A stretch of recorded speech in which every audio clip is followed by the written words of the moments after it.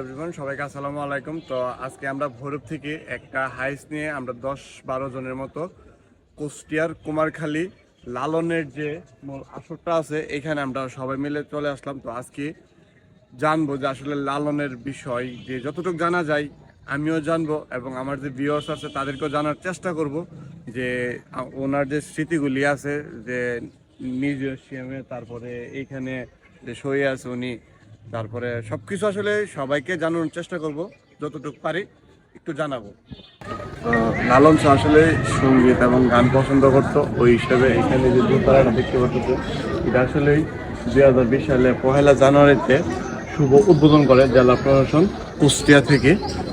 আসলে লালন শাহ এইখানে আসলে জীবন বর্ণনা যুদ্ধ দেওয়ার আসলে বাংলা এবং ইংলিশ দুটোই দেওয়া হয়েছে।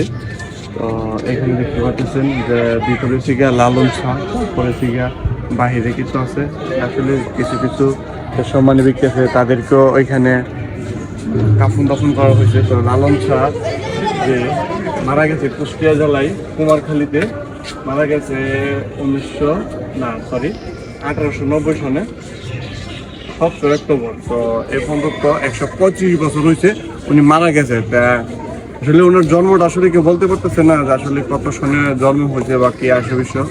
তো উনি মারা যে গেছে আজকে 125 বছর।